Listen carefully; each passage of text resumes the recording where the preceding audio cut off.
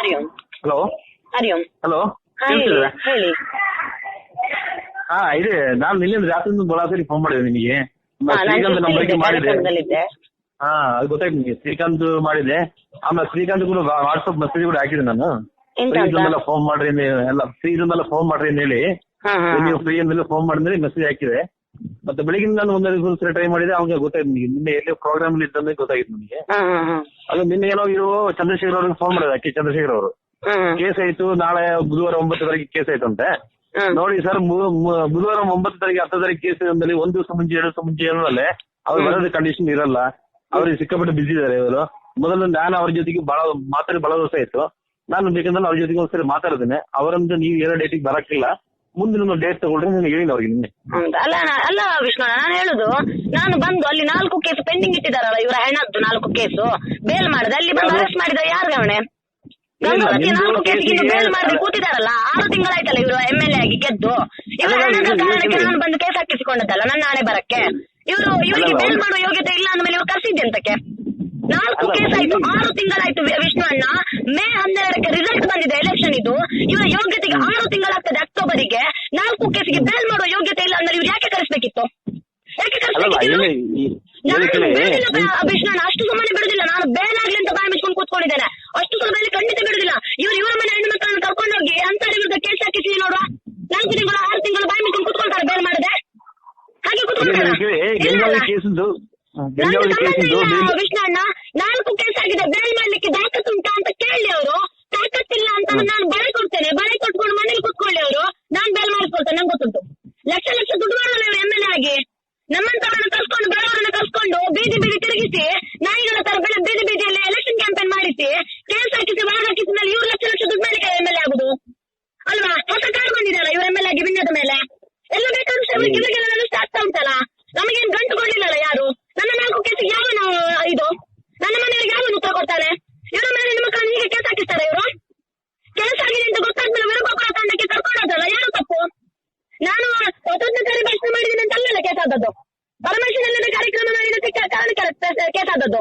ಇವರಿಗೆ ಇವರು ಎಂತಕ್ಕೆ, ಇವರ ಯಾವ ಹಣಕ್ಕೆ ಇವರು MLAಗಳಾಗಬೇಕು?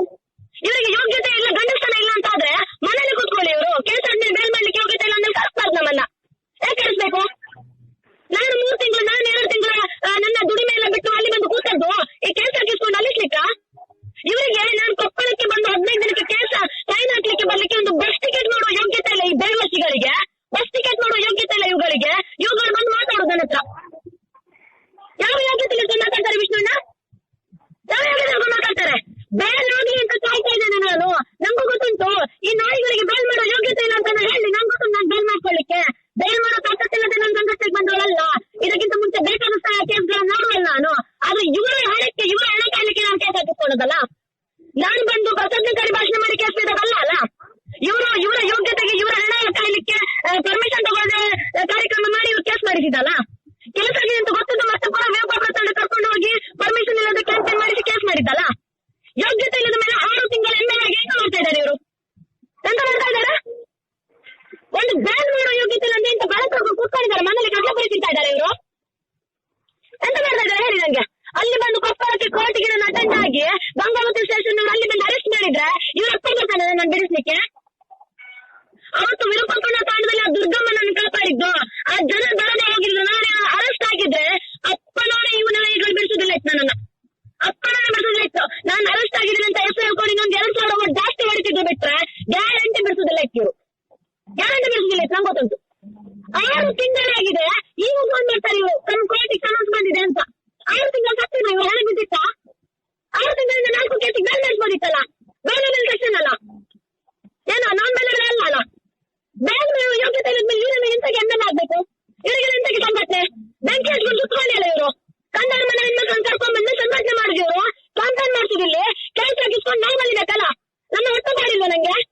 ಗಂಟು ಕೊಟ್ಟಿದ್ದಾರೆ ಇವರು. ಇವರೆಲ್ಲ ಗಂಟು ಮಾಡಿದ್ದು ನನ್ನ ಹೆಸರು ಹಾಕೊಂಡು ಬೇಕಾದ ಗಂಟು ಮಾಡಿದಾರಲ್ಲ ದುಡ್ಡು ತಗೊಂಡು. ನಂಗೇನ್ ಗಂಟು ಕೊಟ್ಟಿದ್ದಾರ? ನಾನು ನನ್ನ ಹೊಟ್ಟೆ ಪಾಡು ನೋಡುದು ಬೇಡವಾ? ಇವ್ರು ಕರ್ನಾಟಕ ತಿಂಗಳಿಗೆ 15 ದಿನಕ್ಕೊಂದ್ಸಲ ಬಂದು ಸೈನ್ ಹಾಕಿ ಹೋಗ್ಲಿಕ್ಕೆ. ಜೋಗ್ಯತೆ ಸತ್ತ ನಾಯಿಗಳು. ನಾನ್ ನೋಡ್ತೇನೆ ವಿಷ್ಣುವನ್ನ ಎಷ್ಟು ದಿನ ಬೇಲ್ ಮಾಡಿದೆ ಅಂತ ನಾನ್ ನೋಡ್ತೇನೆ. ನಂಗೂ ಗೊತ್ತು, ನಾನೇನ್ ಸುಮ್ಮನೆ ಕುತ್ಕೊಳ್ಳಿಲ್ಲ. ಪ್ರತಿಯೊಂದು ಡಾಕ್ಯುಮೆಂಟ್ ಇಟ್ಟ ಮಾತಾಡ್ತಾ ಇದ್ದೇನೆ. ಬೇಲ್ ಆಗ್ಲಿ ಮತ್ತೆ ಮಾತಾಡ್ತೇನೆ ನಾನು. ನಂಗೆ ಗೊತ್ತುಂಟು ಹೇಗೆ ಬೇಲ್ ಮಾಡ್ದೆ ಕುತ್ಕೊಳ್ತಾರೆ ಅಂತ. ನಂಗೆ ಸಹ ಗೊತ್ತುಂಟು. ಮಾತಾಡ್ತೇನೆ, ನಾನು ಅದಕ್ಕೆ ಬಾಯಿ ಮುಚ್ಕೊಂಡು ಕೂತ್ಕೊಂಡದ್ದು. ಅದೇ ಕಾರಣ ಇಲ್ಲಿ ತನಕ ಯಾರು ಸಹ ಮಾತಾಡ್ಲಿಲ್ಲ. ಇವ್ರು ನಾನು ಸುಮ್ಮನೆ ಕೂತ್ಕೊಂಡಿದ್ದೇನೆ ಅಂತ ಅನ್ಕೊಂಡಿರ್ಬೋದು, ನಾನೇನು ಸುಮ್ಮನೆ ಕೂತ್ಕೊಳ್ಳಿಲ್ಲ, ನನ್ನ ಸೆಕ್ಯೂರಿಟಿ ನಾನು ಮಾಡ್ಕೊಂಡಿದ್ದೇನೆ. ಆದ್ರೆ ಇವರ ಯೋಗ್ಯತೆ ಜನಕ್ಕೆ ಗೊತ್ತಾಗ್ಬೇಕಲ್ಲ.